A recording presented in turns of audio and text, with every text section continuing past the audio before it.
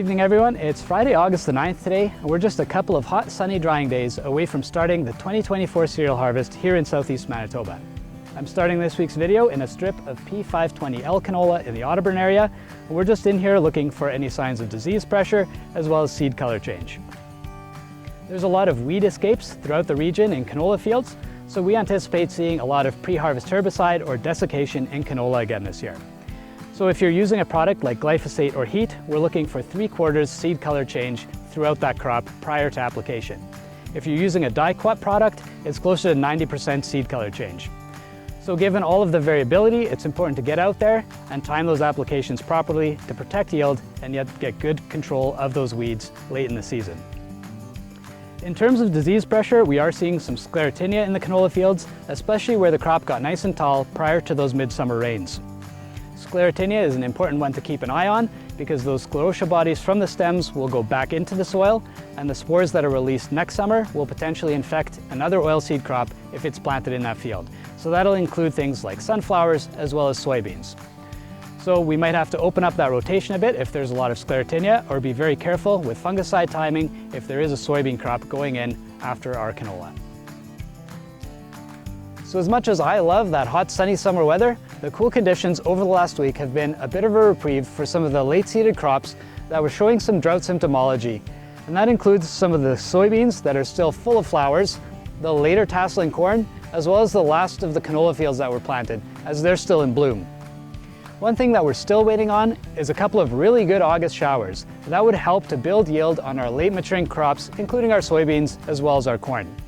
However, we did seem to have some risk of thunderstorms, and last Saturday we once again had some hailfall, especially around that Mitchell as well as the Friedensfeld area. So right now I'm in a field of P007 A68E soybeans just south of Friedensfeld, and in here we're definitely seeing some defoliation as well as a limited amount of stem breakage. These plants here are still putting on a couple of new trifoliates, so at maximum we're probably looking at about a 5% yield hit based on that hail. However, with that delay to get that new vegetative growth going, we're going to see that harvest date pushed back by another 4 to 5 days, and that's something that we're going to keep an eye on as we move into September. One other thing to note in this field is that there is a notable amount of grasshopper feeding, but we need a 15% defoliation right across the field to justify an insecticide application. So we're not there yet, but it's another one of those things that we're going to keep an eye on.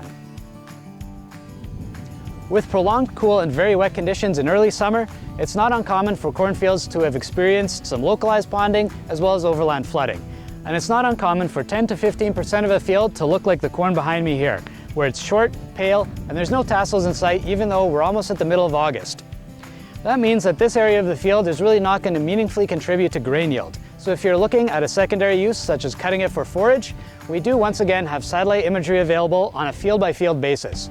So if you need help taking a look at some of those evaluations and keeping an eye on it over the next 4 to 6 weeks before harvest time, please let us know. We'd be happy to help you set that up. While not as tall and impressive as some years, there's still some great corn stands out there. This P7822 Acre Max was planted on May the 9th in the Giroux area, and it's already at that R3 stage. So those kernels are full of milk and they're actually starting to take on that yellowish color. And that means it's pretty much ready for the barbecue. Not as quite as good as the sweet corn that we hand out in spring, I can tell you that, but it's close. Either way, there's going to be a lot of questions about crop maturity as we get towards the end of the month and into that first week of September. So we will be hosting some crop tours where we'll highlight our new products, as well as really have a good handle on maturity and what kind of weather we're looking at that point.